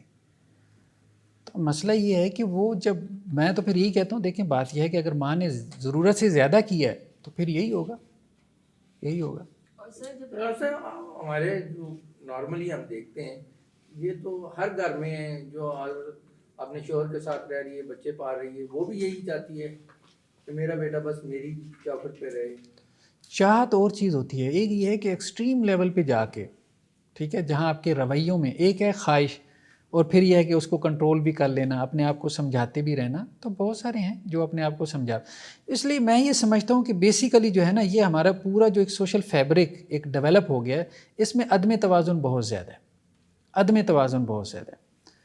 تو وہ عدم توازن پھر ایک مزید عدم توازن پیدا کرتا ہے، یعنی ایک ٹریجڈی مزید 10 ٹریجڈیز پیدا کر رہی ہے. اس کو توازن میں لانے کی ضرورت ہے. یعنی آپ کا جو ریلیشن شپ ہے نا، اس میں وہ بیلنس نہیں ہے، نہ اولاد کے ساتھ، نہ لائف پارٹنرز کا. ٹھیک ہے، تو مطلب وہ لائف پارٹنر کا بھی جو ریلیشن شپ ہے اس میں بھی ہمارے ہاں وہ آئیڈیالائز کیا جاتا ہے، بس چاند تاڑے وہ توڑ کے لے آئے اور بس اس کی خاطر جو ہے وہ بس ساری زندگی گزار دے. اب وہ چیزیں پھر اس طرح سے پین بھی پیدا کرتی ہیں. سمپل بس ٹھیک ہے. شادی والا ٹائم تو ایک جو بچوں کی آتا ہے کہ چلو جی بیٹوں کے، لیکن میں نے یہ کبھی ریسنٹلی کسی کا دیکھا ہے کہ بچہ تھا خاتون کا اور شادی کر لی، ہسبینڈ مطلب انہوں نے کر لی خاتون نے شادی، لیکن میں نے دیکھا ہے کہ وہ فادر نے اس بیٹے کو لڑکے کو اپنے بچے کے طور پر نہیں کیا. اس کو سوشلی اور اسلامک پرسپیکٹو میں اکٹھے دیکھیں تو کیا ہے، کیا اس شخص کے اوپر کوئی گناہ ہوگا، یا اس بچے کی اگر گرومنگ میں کوئی کمی رہے گی، جو فادرلی افیکشن اس کو نہیں ملی، تو اس کے اندر پھر کیا سٹانس اسلام دے گا؟ دیکھیں اصل بات تو یہ ہے کہ جس کی اولاد ہے نا وہ ذمہ دار ہے. ٹھیک ہے، جس کی اولاد ہے وہ ذمہ دار ہے، دوسرا بندہ ذمہ دار نہیں ہے. ایک خاتون کی اگر پہلے شوہر سے اولاد ہے تو وہ پہلے شوہر سے پوچھی جائے گی، اس کی اولاد ہے، وہ اس کو دنیا میں لانے کا ذریعہ اور سبب بنا ہے، وہ اس کا رسپانسبل ہے. کلکم راع و کلکم مسئول عن رعیتہ.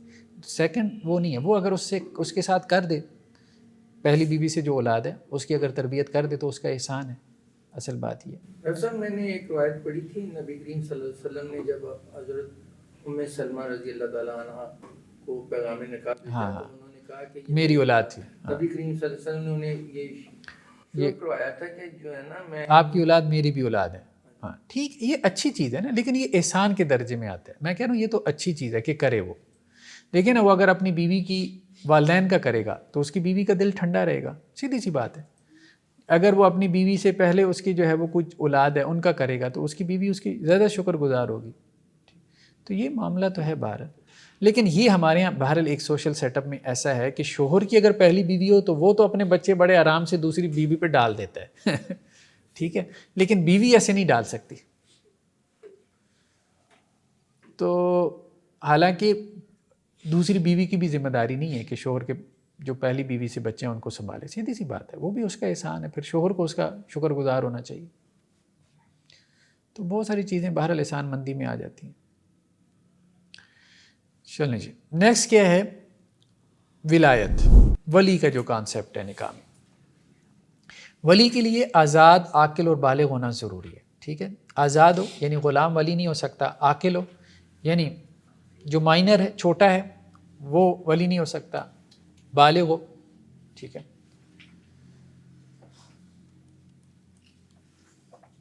چوتھی شرط انہوں نے کہا کہ جی اسلام بھی ہے، یعنی کافر کسی مسلمان کا ولی نہیں ہو سکتا. ہوتا ہے نا ہمارے یہاں بہت سی اولادیں جو ہیں وہ کنورٹ ہو جاتی ہیں. کوئی کرسچین فیملی تھی، کوئی بچی ایمان لے آئی. ٹھیک ہے، کوئی ہندو فیملی تھی، کوئی بچی ایمان لے آئی. مثال کے طور پہ ہم مسلم کنٹری کی بات کریں جہاں مسلم میجورٹی میں، پاکستان ہو گیا، کوئی اور ممالک اس قسم کے ہو گئے، تو وہاں اب کیا کافر فیملی ان کی ولی ہو سکتی ہے؟ تو اس میں فقہا یہی کہتے ہیں کہ نہیں، کیونکہ اس میں وہ دلیل پکڑتے ہیں قرآن کی آیت وَلَن يَجْعَلَ اللَّهُ لِلْكَافِرِينَ عَلَى الْمُؤْمِنِينَ سَبِيلًا. اللہ تعالیٰ نے کافروں کو اہل ایمان کا ولی نہیں بنایا، ان کے اوپر انہیں اپر ہینڈ نہیں دیا. کسی کافر کو کسی مسلمان کے اوپر اپر ہینڈ نہیں دیا. تو اس لیے کافر جو ہے وہ باپ ہی کیوں نہ ہو، وہ اپنی بیٹی کا ولی نہیں بن سکتا، کیونکہ ظاہری بات ہے وہ تو چاہیے گا نہیں کہ وہ اسلام قبول کرے. چاہے جائے کہ وہ یہ چاہے کہ جی وہ کسی مسلمان سے شادی کر لے. اس کا ولی جو ہے وہ کورٹ ہوگی، جج ہوگا، اسٹیٹ ہوگی، ریاست ہوگی جو اس کی ذمہ داری سنبھالے. تو اس کے بہاف پہ جب وہ اس کی شادی آگے ہو سکتی ہے. کسی مسلمان سے شادی کرنا چاہتی ہے تو وہ کر سکتی ہے.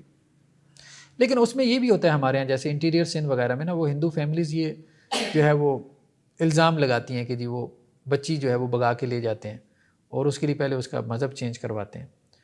تو مائنرز کے جو کیسز ہیں نا وہ تو چلیں ٹھیک ہے، وہ تو بات سمجھ میں آتی ہے بیفور 18. لیکن آفٹر 18 جب 18 سال کا ہو گیا تو ظاہر بات ہے آپ نے آئی ڈی کارڈ اس کا بنا دیا، اب وہ کون سا بچہ رہ گیا. اب آپ یہی تو کہہ رہے ہو اس کا ڈرائیونگ لائسنس بن سکتا ہے، اس کا آئی ڈی کارڈ بن گیا ہے، وہ ووٹ دے سکتا ہے. ٹھیک ہے، وہ پرائم منسٹر کا انتخاب کر سکتا ہے. جب یہ سب کچھ وہ کر سکتا ہے تو وہ اپنی زندگی کا ڈیسیژن نہیں لے سکتا؟ لے سکتا ہے. مائنر کے کیسز میں ٹھیک ہے کہ مسلمانوں کو بھی یہ نہیں کرنا چاہیے کہ جی شادی کی خاطر جو ہے وہ اس کا کوئی مذہب کنورٹ کروا رہے ہوں، اور اس کو روکیں، پھر 18 سال کی ایج تک اس کو روک کے رکھیں شادی کی ڈیسیژن کو۔ باقی جو بلوغت سے پہلے کا اسلام ہے تو وہ معتبر ہے، یہ فضول بات ہے، یہ انہوں نے جو قانون سازی شروع کروا دی نا ہمارے یہاں کہ جی 10 سال 12 سال کی بچی وہ اسلام کیسے قبول کر سکتی ہے، اس کو یہ اختیار ہی نہیں ہے، وہ بالکل فضول بات ہے، بیکار بات ہے۔ تو ان لوگوں کو جو ہے وہ شٹ اپ کال دینے کی ضرورت ہے کہ دین اسلام سے تم کیسے روک سکتے ہو، لوگوں کو ہدایت سے کیسے روک سکتے ہو، اور اوپر سے تم اپنا مسلمان ہونا کلیم کر رہے ہو۔ تو ایک بندہ جو ہے وہ اپنی آخرت سنوارنا چاہتا ہے، دین اسلام کی طرف آنا چاہتا ہے، لیکن بہرحال یہ اس قسم کی جو لبرل پارٹیز ہیں، یہ پیپل پارٹی وغیرہ یا اس قسم کی بہت انہوں نے گند مارا ہوا، بہت گند مارا ہوا ہے، خاص طور پہ اس مسئلے میں کہ جی مائنر جو ہے نا وہ اپنا مذہب چینج نہیں کر سکتا۔ کیوں نہیں چینج کر سکتا؟ وہ بازار میں جا کے خرید و فروخت کر سکتا ہے، سب آپ اس کے جو چیزیں ہیں وہ آپ اس کو لاگو کر رہے ہوتے ہیں۔ جب اسلام کی باری آتی ہے تو انہیں یاد آ جاتا ہے یہ ابھی چھوٹا ہے، باقی دنیا جہاں سے ریلیشن شپ بناتا پھر۔ 5ویں شرط، عدالت کیا شرط ہے ولی کے لیے کہ عادل ہو؟ نہیں، اگر ولی فاسق فاجر بھی ہے تو بہرحال وہ ولی ہو سکتا ہے، ورنہ تو دیکھیں کوئی ولی بن ہی نہیں پائے گا، عادل ولی کہاں سے ڈھونڈیں گے؟ ہاں اس میں ایک انہوں نے بات کی ہے کہ اگر ایسا ولی ہے کہ جو بچی کے اوپر ظلم کرنے والا ہو، پھر آپ سوچ سکتے ہیں کہ اس کی ولایت ختم ہو جائے۔ نیکسٹ چیز کیا ہے کہ کیا عورت اپنی ولی خود ہو سکتی ہے، یعنی اپنا نکاح خود کر سکتی ہے جیسے کورٹ میرج ہے؟ ٹھیک ہے، اچھا کورٹ میرج ہوتی کوئی نہیں ہے، لوگوں کو یہ غلط فہمی ہے جیسے کورٹ میں کوئی جج اتنے فارغ بیٹھے ہیں شادیاں کرواتے ہوں اس کو کورٹ میرج کہہ دیا جاتا ہے۔ کورٹ میں کوئی میرج نہیں ہوتی، ہوتا یہ ہے کہ وہ میرج انہوں نے پہلے سے کر لی ہوتی ہے، ٹھیک ہے، کہیں پہ بھی وہ وکیل کے آفس میں بیٹھ کے کر لی یا کہیں پہ بھی کر لی، پھر وہ کورٹ میں جا کے جو سیشن کورٹ کا جو جج ہوتا ہے، ٹھیک ہے، اس کے سامنے جا کے وہ ایک بیان حلفی دیتے ہیں، خاص طور پہ لڑکی کہ جی مجھے اس نے اغوا نہیں کیا، کڈنیپ۔ اس کی وجہ یہی ہوتی ہے کہ وہ جو پیچھے ہیں لڑکی کے جو ریلیٹیو ہیں، رشتہ دار ہیں، وہ پھر کڈنیپنگ کا پرچہ بنا دیتے ہیں، اغوا کا مقدمہ۔ تو اس سے بچنے کے لیے وہ پھر بیان حلفی دیتی ہے، یعنی وہ لڑکا اپنے آپ کو سیکیور کرتا ہے، ٹھیک ہے، کہ الٹا میرے خلاف نہ وہ معاملہ پڑ جائے۔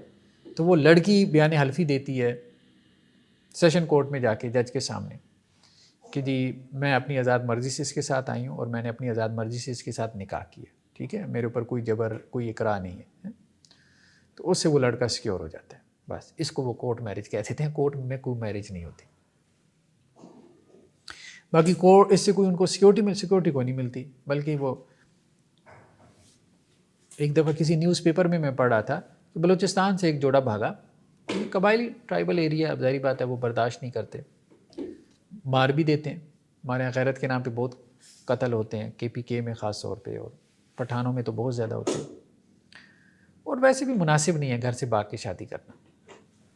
تو وہ یہاں آ گئے، یہاں لاہور میں انہوں نے کیا کیا کہ جی وہ سیشن کورٹ جج کے سامنے جو ہے وہ بیان حلفی دیا، پھر اس کے بعد جج کو کہنے لگے جی ہمیں سیکورٹی فراہم کی جائے تو جج نے کہا کہ ان دنوں بے نظیر کا قتل ہوا تھا، تو اس نے کہا یہاں ایکس پرائم منسٹر کو جو ہے وہ کوئی سیکورٹی نہیں دے سکتا، تو تم اپنے لیے سیکورٹی مانگتے پھرتے ہو، تو یا تو یہ حرکت نہیں کرنی تھی، جب یہ حرکت کی ہے تو اس کے لیے تیار ہو آپ سے، ہاں جاؤ دوڑ جاؤ، یہاں کون سی سیکورٹی ہے، مطلب کس کے بعد؟ تو بات ٹھیک ہے، ظاہری بات ہے کہ یہاں جس ملک کا جو ہے وہ چیف جسٹس سڑکوں کو پھر رہا ہو کہ مجھے انصاف دیا جائے، ٹھیک ہے، تو وہاں آپ اس ملک میں کیا عدالتوں سے یہ توقع رکھتے ہیں کہ جی وہ آپ کو جو ہے وہ سیکورٹی فراہم کریں گی، یا آپ کو کوئی، وہ پھر آپ نے اپنا حساب کتاب خود ہی لگانا ہے، یا تو یہ قدم ہی نہ اٹھاؤ۔ وہ بخار ہوتا ہے، سیدھی سی بات ہے، وہ کچھ عرصے کا بخار ہوتا ہے، وہ جلدی اتر جاتا ہے، پیار کا محبت کا جو بخار ہوتا ہے جلدی انسان حقیقت کی دنیا میں آ جاتا ہے۔ خیر بار، تو عورت جو ہے نا وہ اپنی ولی نہیں ہو سکتی، میجورٹی فقہا کی یہی کہتی ہے، کیونکہ قرآن میں بھی ہے وَانكِحُوا الْأَيَامَ مِنكُمْ وَالصَّالِحِينَ مِنْ عِبَادِكُمْ وَإِمَائِكُمْ۔ اللہ تعالیٰ نے مردوں سے خطاب کیا کہ جو تم میں سے بے نکاح ہیں نا، تمہارے غلاموں میں سے بھی، لونڈیوں میں سے بھی ان کا نکاح کر دیا کرو، یعنی اولیاء کو خطاب کیا، کہ اپنے بے نکاح غلاموں اور لونڈیوں کا نکاح کر دیا کرو. ٹھیک ہے. اور اسی طرح اللہ تعالیٰ نے مردوں کو خطاب کرتے ہی کہا وَلَا تُنْكِحُوا الْمُشْرِكِينَ، مشرکوں سے اپنی عورتوں کا نکاح نہ کرو. تو گویا ولی کو خطاب ہے. تو وہ کہتے ہیں قرآن میں ولی کو خطاب ہے کہ ولی نکاح کر سکتا ہے. اسی طرح آپ صلی اللہ علیہ وسلم کی حدیثیں بھی ہیں لا نکاح الا بولی، ولی کے بغیر نکاح نہیں ہے. اسی طرح ایک اور صحیح بخاری کی روایت ہے کہ ماکل بن یسار کہتے ہیں کہ ان کی ایک بہن تھی، انہوں نے اس کی شادی کی تو اس کو طلاق ہو گئی، ایک طلاق دے دی اس کے شوہر نے.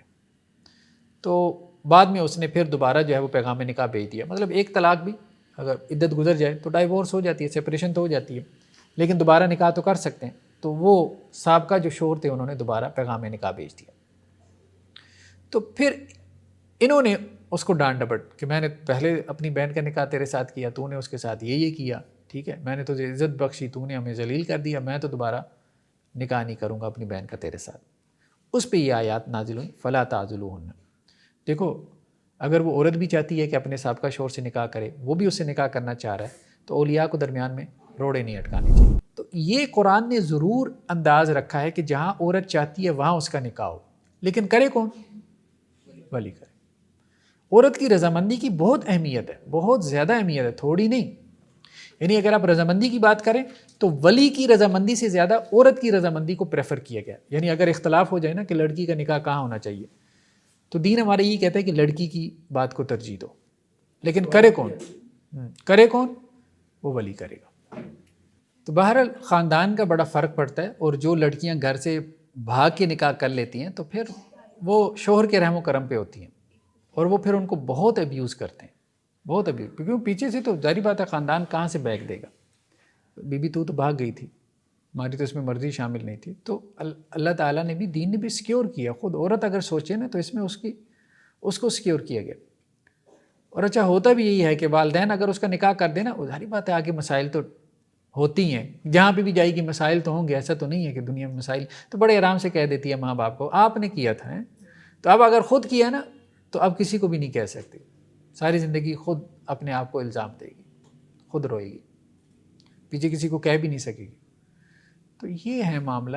اس میں بہرحال بہت زیادہ حکمتیں ہیں کہ اولیاء جو ہے ان کے ہاتھ میں نکاح کی گرہ رکھی گئی. تو حضرت عائشہ رضی اللہ عنہ سے ہے کہ جو بھی عورت نکاح کرے اپنے ولی کی اجازت کے بغیر فنکاحها باطل، تو اس کا نکاح باطل ہے، اس کا نکاح باطل ہے، اس کا نکاح باطل ہے. اور اگر ان کا تعلق قائم ہو گیا تو پھر وہ حق مہر دے گا. شوہر کیا کرے گا؟ حق مہر دے گا. یعنی ولی کی اجازت کے بغیر اگر جیسے وہ گھر سے بھاگ کے شادی کر لی، کورٹ میرج کر لی، تعلق قائم ہو گیا تو شوہر اس کو حق مہر دے. ویلڈ ہو جائے گا؟ نہیں ویلڈ تو نہیں ہوگا، اس کو واپس کروایا جائے. ان کے کہنے کا مقصد یہ حق مہر دے کے اس کو واپس کروا دے. ٹھیک ہے. تو میجورٹی جو فقہا کی ہے، یعنی 3 جو اسکول آف تھاٹ ہیں، وہ تو یہ کہتے ہیں کہ ولی کے بغیر نکاح نہیں ہے. لیکن احناف کہتے ہیں کہ اگر کف میں ہو تو ہو جاتا ہے، برابری میں. یعنی لڑکی اگر اس نے کف میں نکاح کیا تو اس میں خاندان والوں کے لیے آر نہیں ہے. کف سے مراد یہ ہے کہ سوشل سٹیٹس برابر ہو. ٹھیک ہے. ہاں یہ تو نہیں ہے نا کہ لڑکی جو ہے وہ اب ایلیٹ کلاس سے وہ اپنے ڈرائیور کے ساتھ بھاگ جائے. ٹھیک ہے. یہ اب دیکھیں خاندان کے لیے آر ہوتا ہے. یہ فتویٰ کچھ تعصب مبنی نہیں ہے کیا جو یہ فتویٰ ہے کہ برابری کی سطح پر؟ دیکھیں برابری میں تو پھر چلیں ایک گنجائش نکل سکتی ہے کہ اس نے غلط ڈیسیژن نہیں لیا. جیسے مثال کے طور پہ یونیورسٹی میں پڑھ رہی تھی، ٹھیک ہے، مطلب آپ اس کو ریشنلائز کریں نا. ہم یہ نہیں کہہ رہے کہ ہم اس موقف کے حامل ہیں، لیکن جو یہ موقف کا اظہار کرتے ہیں تو وہ یہ کہتے ہیں چلیں کوئی اس کی پی ایچ ڈی کلاس میں کوئی کلاس فیلو تھا، تو چلیں اب اس نے سمجھا کہ نہیں یہ ہماری فریکوینسی بھی میچ کر رہی ہے اور یہ وہ، اور جہاں میرے اماں ابا شادی کر رہے ہیں وہ میرا کزن ہے لیکن میٹرک فیل ہے، تو بھینسیں گائے جو ہے وہ چراتا ہے. تو ایسے بھی کیسز ہو جاتے ہیں، پھر وہ لڑکی ڈیسیژن لے لیتی ہے. تو اس لیے اس میں وہ کہتے ہیں کہ جی اگر تو اس نے کف میں کیا، سوشل سٹیٹس اس کا برابر تھا، یعنی اس میں اس کو کوئی نقصان نہیں تھا، تو پھر اس کو ویلڈ رکھنا چاہیے. یہ احناف کی رائے ہے. اور اگر اس نے کف میں نہیں کیا یعنی بیوقوفی ماری ہے، اور بہت ساری لڑکیاں ایموشنل ہو کے بیوقوفی مار جاتی ہیں. اگر اس کے الٹ ہو جائے، کیا لڑکا جو ہے نا اسٹیٹس وائز جو ہے نا اس کا اونچا خاندان، ہاں تو پھر تو ٹھیک ہے، وہ تو وہ کہتے ہیں ٹھیک ہے. لڑکی اور وہ تو اس کا کف ہے نا. کف کا مطلب یہ ہے کہ برابر ہو یا اس سے بہتر ہو. لڑکے کے لیے صحیح ہے. ہاں لیکن یہ ہے کہ اگر لڑکی نے جس سے نکاح کیا وہ اس سے کم تر ہے حسب نسب میں، مال و دولت میں، دینداری میں ایون کے، ٹھیک ہے، تو وہ دینداری کو بھی اس میں کف میں لے کے آتے ہیں، حسب نسب کو بھی لے کے آتے ہیں، ٹھیک ہے، اس کو جو ہے وہ مال کو بھی لے کے آتے ہیں، تو اس میں تعلیم بھی آ سکتی ہے، ٹھیک ہے۔ اب اگر کوئی پی ایچ ڈی لڑکی جو ہے وہ کسی میٹرک فیل سے شادی کر لے گی، بھاگ جائے گی اس کے ساتھ، اب ظاہری بات ہے آر کا باعث ہے نا، خاندان اور محلہ بھی باتیں بنائے گا، لیکن اگر سے بہتر فیملی میں جائے گی نا، پھر لوگ سمجھائیں گے خاندان والوں کو، یار ٹھیک ہے اچھا فیصلہ کیا ہے، کوئی نہیں، ٹھیک ہے، تو وہ ان کے لیے باعث آر بھی نہیں بنے گا۔ تو اناف نے یہ بات کی۔ خیر بہرحال فَإِنِ اشْتَجَرُوا، اگر ان کا جھگڑا ہو جائے، یہ بہت زیادہ ہو جاتا ہے۔ لڑکی چاہتی ہے کہ جی فلاں جگہ اس کی شادی ہو، لیکن ولی چاہتا ہے فلاں جگہ ہو۔ دیکھیں بہت دفعہ میں آپ کہہ سکتے ہیں کہ لڑکی ٹھیک بھی ہوتی ہے، اور بہت دفعہ میں ولی بھی ٹھیک ہوتا ہے، لڑکی جذباتی ہو رہی ہوتی ہے، ٹھیک ہے۔ تو ہم یہ نہیں کہہ سکتے، کوئی ہارڈ اینڈ فاسٹ رول نہیں ہے کہ ہر معاملے میں ولی ٹھیک ہو۔ تو اس میں کیا کرنا چاہیے؟ دیکھنا چاہیے خاندان کے بقیہ لوگوں کو، کہ اگر اولیاء تیار نہیں ہو رہے اور لڑکی جہاں رشتہ کرنا چاہتی ہے، وہ بعض اوقات یہ بھی ہوتا ہے نا کہ وہ کسی دیندار جگہ پہ رشتہ کرنا چاہ رہی ہے، یا کسی ایسی جگہ پہ کہ جو ٹھیک ہے، ویل اسٹیبلشڈ ہے، لیکن اب خاندان والوں کو نہیں جی ایسی تھی خاندان تو بار کرنی نہیں، ٹھیک ہے، اور کرنی بھی انہوں نے اس کے خالہ زاد چچا زاد سے ہے، جو مطلب ماجا ساجا جو بھی ہے، مطلب اس کا جو بھی کانسیپٹ ہوتا ہے، ٹھیک ہے۔ تو ایسے میں پھر کہا گیا فالسلطان ولی من لا ولی لہ، جس کا کوئی ولی نہ ہو تو پھر سلطان اس کا ولی ہے، ہاں وہ پھر کورٹ میرج کی طرف جا سکتی ہے ایسی لڑکی، لیکن دیکھیں وہ پھر جان کا رسک اس کا اپنا ہے، سیدھی سی بات ہے، ہم تو صرف وہ بات کر رہے ہیں کہ جی اس کو شریعہ میں الاؤڈ ہے کہ نہیں ہے، باقی اس کے خاندان والے اس کے ساتھ کیا کرتے ہیں تو وہ تو ہمارے پاس کوئی بٹن ہے کوئی نہیں دبائیں ہم اور ہم کہہ سکیں کہ جی اب وہ ریئیکشن نہیں آئے گا، سیدھی سی بات ہے، وہ تو ایک ریئیکشن ہے، وہ تو آتا ہے، وہ تو ڈیپینڈ کرتا ہے نا کہ خاندان نے کیا کیا۔ مسئلہ یہ ہے کہ جب کوئی آپ کا کرتا ہے نا تو وہ کہتا ہے بھائی جواب میں تم بھی میرا کرو، سیدھی سی بات ہے، یہ دنیا لین دین کے اصول پر ہے، اس کو سمجھنا چاہیے۔ آپ کے پیرنٹس نے آپ کا کیا ہے، آپ کو پال پوس کے بڑا کیا ہے، تو اب وہ یہ سمجھتے ہیں کہ آپ کو ان کے کا کرنا ہے، آپ کو ان کی خواہش کا احترام کرنا ہے، یہ لین دین پہ ہی ہے۔ اب آپ کہیں کہ جی نہیں یک طرفہ چلائیں، یک طرفہ ٹریفک کہیں بھی نہیں چلتی۔ تو خیر بہرحال میجورٹی فقہا کی تو یہی کہتی ہے۔ امام ترمذی نے کہا کہ یہ جو حدیث ہے کہ ولی کے بغیر نکاح نہیں، یہی حضرت عمر بن خطاب، حضرت علی بن ابی طالب، عبداللہ بن عباس، ابو ہریرہ، عبداللہ بن عمر، عبداللہ بن مسعود، حضرت عائشہ، ان کا سب کا فتویٰ یہی ہے۔ پھر تابعین میں سے سعید بن مسیب، حسن بصری، شریح، ابراہیم نخعی، عمر بن عبدالعزیز، اور اسی طرح فقہا میں سے سفیان ثوری، امام اوزاعی، عبداللہ بن مبارک، شافعی، امام احمد، اسحاق ابن حزم، ابن ابی لیلہ، ابن جریر طبری، ابو ثور وغیرہ، مطلب میجورٹی فقہا یہی فتویٰ دیتی ہے کہ ولی کے بغیر نکاح نہیں، الا یہ کہ کوئی بہت مجبوری کا کیس ہو کہ جس میں لڑکی جو ہے وہ صحیح رائے پر ہو اور ولی جیسے وہ بھی فاسق فاجر شرابی کبابی ہو سکتا ہے، بہت دفعہ میں ہو سکتا ہے کہ جی وہ بیٹی کو یہ بھی ہوتا ہے نا کہ ان کا حق مہر جیسے کہتے ہیں بیچنا، بیچتے تو خیر نہیں ہے لیکن یہ ہے کہ اس کا حق مہر خود رکھ لیتے ہیں، بعض علاقوں میں کلچر ہے، بیٹی کی شادی کی اور ہینڈسم اماؤنٹ لے لی اس کے حق مہر میں اور وہ خود رکھ لی انہوں نے، غربت زیادہ ہوتی ہے تو اس قسم کے مسائل پیدا ہوتے ہیں، تو ایسے میں وہ کسی مطلب بہت کم تر جگہ پہ کمپرومائز کر کے بھی لڑکی کو اس کا نکاح کر سکتے ہیں، تو ایسے میں پھر وہ لڑکی اگر سلطان کو ولی بنا لے جیسے ہمارے یہاں کورٹس وغیرہ ہیں تو اس میں کوئی حرج نہیں، مطلب شریعت نے اس کے لیے رستہ رکھا ہے۔ ظالم ولی سے بہتر ہے کورٹ۔ ہاں ظالم اگر اس کا ولی ہے واقعتاً ظالم ہے، ٹھیک ہے، تو پھر اس میں وہ کورٹ کی ولایت کی طرف جا سکتی ہے، لیکن خواہ مخواہ چھوٹی چھوٹی چیزوں کے اوپر جو ہے نا وہ گھر سے بھاگ کے شادی کرنا جیسے ہمارا ایک رواج بن گیا، ہاں عشق معشوقی کے چکر میں، ہاں بعض اوقات خاندان میں اچھی آپشنز موجود ہوتی ہیں، اور پھر بات یہ ہے کہ جو جسے کہتے ہیں دور کے ڈھول سہانے کزنز وغیرہ ہوتے ہیں نا، وہاں مسئلہ یہ ہوتا ہے کہ جی آپ کو سارے کچے چٹے ان کے پتہ ہوتے ہیں، یہ کہ مطلب ان کے کیا مسائل ہیں، اور جو باہر بیٹھا ہوتا ہے نا اب آپ کو اس کا کچھ بھی نہیں پتہ، اس کا تو پتہ تب پتہ چلنا ہے جب آپ کا اس کے ساتھ کوئی سابقہ پڑھنا ہے، سیدھی سی بات ہے، کوئی واسطہ پڑھنا ہے، ایسے ہی ہے، تو وہ ایک آدھ سال میں سارا نشہ جو ہے وہ اتر جاتا ہے۔ خیر اس کے بعد انہوں نے کہا کہ حضرت امام ابو حنیفہ اور ابو یوسف رحمہ اللہ ان کی رائے یہ ہے کہ اگر عورت نے نکاح کیا کف میں تو اس میں کوئی جو ہے وہ حرج نہیں ہے، اور ولی کا ہونا یہ کہتے ہیں یہ سارا استحباب کے لیے، یہ حدیثیں ساری کیا ہیں استحباب کے لیے، یعنی پریفرڈ ہے کہ ولی ہو لیکن لازم نہیں ہے. باقی کیا کہتے ہیں ولی کا ہونا لازم. اب انہوں نے اس سے بھی استدلال کیا ہے کہ جیسے قرآن میں بعض جگہ پہ جو ہے وہ نکاح کی نسبت عورت کی طرف کی گئی ہے، ٹھیک ہے، کہ اگر خاوند اپنی بیوی کو 3 طلاق یعنی تیسری طلاق دے دے تو وہ بیوی اس کے لیے حلال نہیں، حتیٰ تنکح زوجا غیرہ، یہاں تک کہ وہ نکاح کر لے کسی اور سے. تو انہوں نے کہا جی یہاں دیکھیں اس کی نسبت جو ہے وہ عورت کی طرف کی گئی ہے کہ وہ اپنا نکاح کر سکتی ہے. لیکن کچھ نے درمیان میں یہ رستہ نکالی ہے کہ یہ اثر میں متعلقہ کے لیے شوہر، ہاں ہے بھی متعلقہ کے لیے. وہ یہ کہتے ہیں کہ جی شوہر دیدہ کے لیے، اگر تو کنواری ہے تو اس کے لیے ولی کا ہونا ضروری ہے. شوہر دیدہ بھی بیوہ بھی آ جاتی ہے، خلا یافتہ. وہ کہتے ہیں کہ اس نے مرد کو ایک دفعہ دیکھ لیا ہے، مرد کی نفسیات بھی اس نے قریب سے دیکھ لی ہیں. تو اب مردوں کے بارے میں اس سے شاید اتنی غلطی نہ ہو، کیونکہ اولیاء کو مقرر کرنے کی ایک حکمت یہ بھی ہے کہ عورت مرد کے بارے میں اتنا نہیں جانتی جتنا کہ مرد مرد کے بارے میں جانتا ہے. سیدھی سی بات ہے. تو اس لیے جو ہے کون سا مرد اس کے لیے سوٹیبل ہے کون سا نہیں ہے، اس میں اس کے اولیاء کے ڈیسیژن کو اہمیت دی گئی. لیکن جب اس نے خود مردوں کو ورت لیا ہے تو اب کہا گیا کہ اس کے فیصلے کی بھی اہمیت ہے. تو کچھ لوگوں نے درمیان کا راستہ نکال لیا کہ جو شوہر دیدہ ہے، جس نے ایک مرتبہ شوہر دیکھ لیا ہے، شوہر کو ورت لیا ہے، ٹھیک ہے، تو وہ اپنے سیکنڈ نکاح کے بارے میں خود سے فیصلہ کر سکتی ہے. کچھ نے یہ درمیان کا راستہ نکال لیا انہی آیات سے، کیونکہ یہ جتنی بھی آیات یہ پیش کر رہے ہیں اس میں طلاق یافتہ عورتوں کا ہی ذکر ہے. باقی جو اس حوالے سے حدیثیں ہیں تو وہ احادیث بہرحال ضعیف درجے کی ہیں.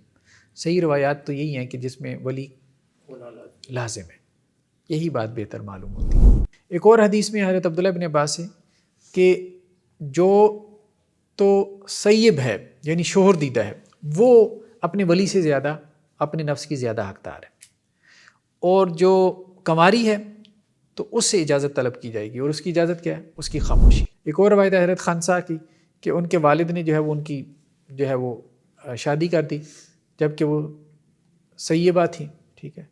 تو وہ آپ صلی اللہ علیہ وسلم کے پاس آئیں کہ جی میں تو نہیں چاہتی کہ یہ نکاح باقی رہے. تو آپ صلی اللہ علیہ وسلم نے ان کا نکاح ختم کروا دیا، مطلب میرے ولی نے کروا دیا تھا تو آپ صلی اللہ علیہ وسلم نے ختم کروا دیا. تو اس سے لیکن ان ساری باتوں سے یہ بات پتہ چل رہی ہے کہ رضامندی لڑکی کی ہے، رضامندی لڑکی کی ہے، لیکن اس سے یہ ثابت نہیں ہو رہا کہ وہ اپنا نکاح خود کرے. یہ ثابت نہیں ہو رہا. نکاح اس کا ولی کرے گا، وہ اپنے ولی کو راضی کرے. ہاں ولی کو راضی کرے ممکن حد تک. ہاں یہ ہے کہ ولی راضی نہیں ہوتا تو اب بالآخر کورٹ کی طرف چلی جائے، لیکن راضی ضرور کرے. ہمارے یہاں ہوتا یہ ہے نا کہ گھر میں بات ہی نہیں کرنی، جی مانیں گی نہیں، بات ہی نہیں کرنی، چلو جی اب آسان ہے بستر بوریہ سمیٹو اور بھاگ جاؤ. یہ غلط ہے نا، یہ ایٹیچیوڈ نہیں. آپ نے 1 سال لگایا، 2 سال لگائے، کوئی اپنے والدین کو راضی کرتے رہے، والدین نہیں راضی ہوئی، آپ نے ان کو ہر طرح سے سمجھا لیا، اب چلیں آپ ڈیسیژن لے لیتے ہیں تو شاید کوئی گنجائش نکلتی ہے کورٹ میرج کی. لیکن اس میں بھی رسک وہ ہے کہ ہمارے سوسائٹی میں عدم برداشت ہے.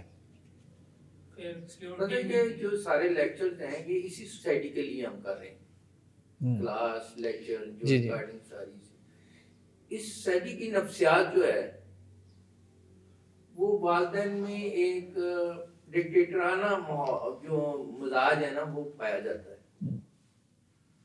وہ لڑکے کو بھی یہ حق نہیں دیتے کہ وہ اپنی مرضی سے شادی کرے. ہاں ہمارے یہاں تو یہ لڑکے کو بھی حق نہیں دیتے. صحیح کہہ رہے ہیں کہ اپنی مرضی سے شادی کرے.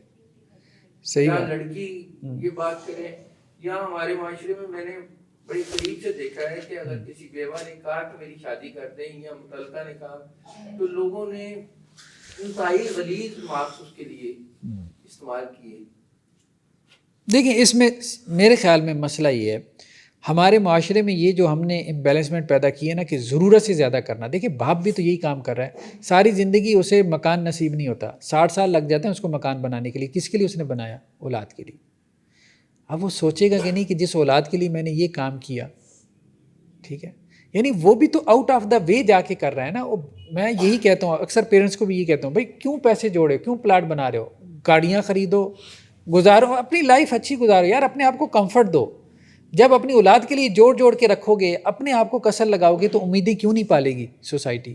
پالے گی. مسئلہ ہمارے ہاں یہی ہے کہ ہم جو ضرورت سے زائد کرنا شروع ہو گئے ہیں، تو جب ضرورت سے زائد آپ کرتے ہو نا تو آپ ضرورت سے زائد ایکسپیکٹیشن بھی لگاتے ہو. یہ پاسبل نہیں ہے. آپ پیرنٹس کو تو کہیں وہ تو بیٹی کے اوپر نہ مر مٹیں، اس کے لیے سب کچھ وہ قربانیاں دیں ہیں، لیکن اس سے ایکسپیکٹ نہ یہ کریں کہ جی وہ اپنی شادی جو ہے نا اس میں اس کی خواہش کا لحاظ کرے، یہ پاسبل نہیں. والدین کی پہلے سب سے پہلے تو تربیت کریں. اولاد ہے، پرندے کیا کرتے ہیں مجھے بتائیں؟ ذرا چرنے چگنے کے قابل ہو جائے ٹھونگے مار کے گھونسلے سے نکال دیتے ہیں. باہر نکالو ان کو، جاؤ جا کے اپنا کماؤ. کب تک میرے اوپر بیٹھے رہو گے؟ یہاں تو یہ ہے کہ آپ اولاد بھی پالتے ہیں، ان کے بچے بھی پال رہے ہوتے ہیں. تو وہ کیوں نہ امیدیں لگائیں مجھے بتائیں؟ تو لگیں گی. عرب کلچر میں نا یہ جو ریلیشن شپ تھا نا یہ بہت بیلنس تھا. اولاد کے ساتھ بھی، میاں بیوی کے ساتھ بھی، پیرنٹس کے ساتھ بھی. ہم آؤٹ آف دا وے جا کے نا وہ ایکسٹریمسٹ نہیں تھے. لیکن یہ بھی ایک جنریشن سے میں نے دیکھا، یعنی ہمارے دادا دادی نے بہت ورکنگ کی ہے، اس کے بعد ہمارے پیرنٹس کے اوپر ان کو جس طرح ہم ابھی بات کریں پڑھایا لکھایا بہت، اور اس کے بعد جو ہمارے پیرنٹس ہیں انہوں نے یہ زیادہ مطلب یہ ایک جنریشن زیادہ ہوئی ہے. ورنہ مجھے لگتا ہے کہ پہلے اسلام جو تھا وہ ایسا جیسے ہم عرب کی بات کریں نہیں تھا. یہ ڈکٹیٹرشپ والا ماحول ہمیں برٹش جو راج ہے اس سے ہمیں ملا، اور یہ ایک جنریشن اور ہمت کر گئی. تو جسے ہم نے وہ ایک دن بات کی تھی کہ میرج کورس کے اندر یہ والا سٹانس ہونا ضروری ہے کہ بچوں کے اوپر جن کی شادیاں ہو رہی ہیں تو اپنے بچوں کے اوپر بھی ایکسیسو ٹائم اسپینڈ کرتے ہیں کہ ہر وقت ان کے اوپر، ہر وقت ان جب بچے گرو کرتے ہیں اب وہ ڈیمانڈ کرتے ہیں ہمیں بھی، یعنی میرے اپنے بچے وہ چاہیں گے کہ ہمیں فیسلٹی دی ہے کہ ہم چھوٹیں تھوڑا سا نکلیں، لیکن ہمارے بڑوں نے ہر وقت تو ایک رکھ کے ہمارے اوپر. ہماری بھی جنریشن کے اندر یہی ایشو ہے. ہمارے اندر کہیں نہ کہیں سر میں اپنے اندر فیل کرتی ہوں ہمارے اندر بھی ڈکٹیٹرشپ ہے. ہم بچوں کو ایکسپیکٹ نہیں وہ کر سکتے. ہم چار بندوں میں کھڑے ہو کے ہم ایک طرف تو وہ ہو جاتا ہے کہ وہ بہت ایکسیسو عزت دینے والا، وہ بھی غلط ہے، لیکن ہم عزت دیتے بھی نہیں ہیں سر. اپنے لیے تو ہم ڈیمانڈ کرتے ہیں، لیکن ہم سب کے اندر یہ ہونے کی ضرورت ہے. ہماری تو اپنی کاؤنسلنگ کی ضرورت ہے. صحیح جی. چلیں جی کافی ہے میرے خیال میں. پیرنٹ کی تو بات کی، اس پر پیرنٹ کی امیدیں ہیں، انہوں نے بہت کیا. جی لڑکا ہے لڑکی کی بات کر لیتے ہیں. اب لڑکا یعنی کہ اب کیا کرے، پیرنٹ کو خوش کرے. انہوں نے جو بچپن میں ڈیسائیڈ کر دیا کہ آپ کی شادی فلاں جگہ پر ہوگی، یا پھر اس کی اپنا ڈیسیژن ہے. دیکھیں بات یہ ہے دیکھنا پڑے گا. اگر تو آپ کے پیرنٹس نے آپ کے لیے بہت قربانیاں دی ہیں نا، ڈیپینڈ کرتا ہے، کیس ٹو کیس ویری کرے گا. ٹھیک ہے، کچھ پیرنٹس نے بہت قربانیاں دی ہوتی ہیں. سر فی معاشرہ تو یہ ایسی ہی ہے کہ پیرنٹ قربانیاں دے رہے ہیں، چاہے وہ فائنینشلی اچھی حالت میں ہوں یا بری حالت میں ہوں، والدین قربانیاں دے رہے ہیں. اب دیکھیں نا ہمارے یہاں کیا ہو رہا ہے، کئی کیسز میرے پاس ایسے بھی آتے ہیں کہ جس میں سیپریشن ہو گئی، بہت مطلب جلدی سیپریشن ہو گئی، لیکن 2-3 اولادیں تھیں. اب وہ بچے بڑے ہو گئے، اب بچے 40+ میں پہنچ گئے، لیکن ماں شادی نہیں ہونے دیتی. میں نے اپنی ساری جوانی تم پہ لگا دی ہے، تم مجھے چھوڑ دو گے. ایک نہیں 20 کیسز ہیں، وہاں سے برداشت ہی نہیں ہوتا کہ شادی ہو. تو یہ ہمارے ہاں مسائل ہیں. بات یہ ہے کہ ماں کو کس نے کہا تھا بچے پالے، شور کے اوپر ڈالے؟ نہیں ہوتا ہے ہمارے یہاں لڑ کے لیتی ہیں. جب کورٹ میں کیس چلتا ہے تو وہ بعض اوقات شور کہتا ہے کہ میں لینا چاہتا ہوں، لڑ کے لیتی ہیں. مسئلہ یہ کہ بیلنس کرنے کی ضرورت ہے. کچھ ہمارے یہاں سوسائٹی دیکھیں، کچھ تو تعلق ہے وہ فطری ہے، کچھ نہ ہماری سوسائٹی نے ہمارے دماغ میں ڈال دی ہے. صحیح بات ہے، کچھ تعلق ہماری سوسائٹی نے ہمارے دماغ میں ڈال دیا کہ ایسا ہونا چاہیے، وہ فطری تعلق نہیں.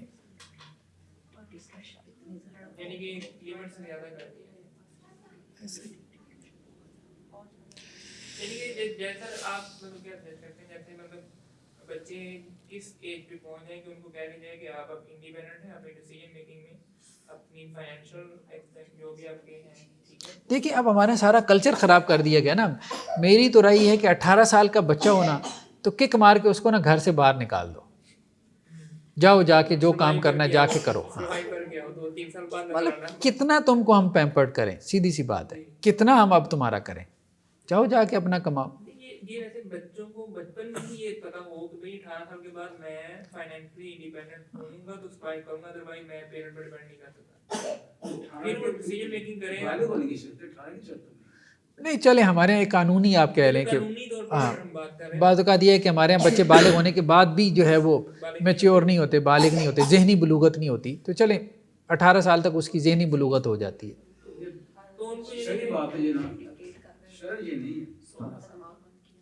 इलेक्शन लड़ने जब की जो बालिग हो उम्र जाए, जब बालिग हो जाए तो उनको ये पता हो कि बालिग होने के बाद हमने अपने फाइनेंशियल इंडिपेंडेंस गेन करनी है और डिसीजन मेकिंग हमारी खुद की होगी। जो भी हमने करियर अगर लेना है, डिसाइड करना है, या मैरिज का डिसीजन लेना है, जो भी करना है, ये होता ही नहीं है।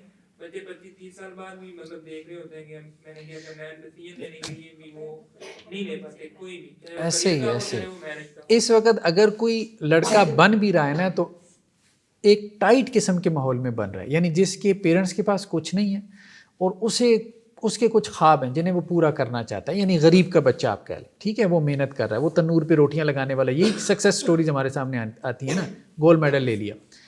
जो पढ़ी लिखी फैमिली है जिसके वालिदैन कहीं पहुंच गए, कामयाब हैं, यानी सक्सेस स्टोरी बन गया, उनकी सारी औलादें निकम्मी हैं इल्ला माशाअल्लाह। ऐसे ही। हाँ जी। सर 18 साल में बच्चे को काम करने ही नहीं देते, फादर्स को होता है स्टडीज छोड़ देगा, ये सेंटेंस ही यही होता है। और एक आध फैमिली में कोई ऐसी स्टोरी होती भी है, उससे फिर फादर्स और ज्यादा स्केयर हो जाते कि नहीं बच्चा ने पढ़ाई छोड़ देगा।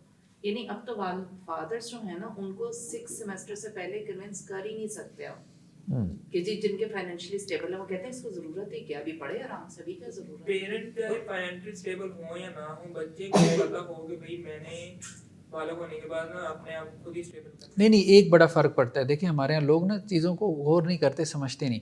पेरेंट्स फाइनेंशियल स्टेबल हो ना, बच्चे को सारी ज़रूरतें पूरी हो रही है ना घर में, निकम्मा बनेगा। ऐसी है। उसको मतलब ना दें, फैसिलिटीज़ ना दें, बच्चों को गाड़ियाँ ना पकड़ाएं, उसे कहें साइकिल पे जाओ, पब्लिक ट्रांसपोर्ट पे जाओ। आपके घर में 4 गाड़ियाँ खड़ी हो ना, उसे गाड़ियों की आदत ना डालें। जब आप ख़ुद उसको गंदी आदतें डाल देते हैं और वो ख़राब हो जाता है, ठीक है, मतलब मेरे पास ऐसे केसेस आते हैं, अबाउट 30 4 फैक्ट्रियों के मालिक हैं, चारों की चारों फैक्ट्रियाँ बिक गई, क्या सड़क पे आ गया आप। वैसे मेरा ज़ाती तजर्बा है इसमें, माएँ जो है ना वो कलीदी किरदार अदा करती हैं बच्चों को निकम्मा करने में। मैं अपनी ज़ात तक ये बात कर रहा हूँ कि मैंने देखा है कि वालिद उन पे सख्ती करना चाहता है, जिस तरह आपने कहा कि वो साइकिल पे जाए मास्क है क्यों हो गया कमाएगा तो मतलब ना वास्ते ही मतलब इस तरह के माहौल में जो है ना फिर वो निज़ाम गड़बड़ हो जाता है। चलिए बहरहाल कहीं पे माँ का कसूर होता है, कहीं पे बाप का भी होता है। हम मतलब एक पूरी उसको नहीं कह सकते। सर ऐसे भी होता है, इस तरह केसेस भी होते हैं कि पेरेंट या बड़े भाई किसी के ओवरसीज होते हैं तो वो उन पर उनकी नीड पर भी जो है ना वो अपने हाँ, आप को हमारे यहाँ ये भी बड़ा चक्कर है। मेरा भाई बाहर है या मेरा बाप बाहर है तो वो खुद कोई नहीं काम करते थे, तो बाद में जाके जब अपने आप को यानी कि वो फिर खुद करनी पड़ती है, समझ नहीं आती अब करेंगे ऐसे ही ऐसे। चलें जी, सुब्हानक अल्लाहुम्मा व बिहम्दिक नशहदु अल्ला इलाहा इल्ला अंत नस्तगफिरुक।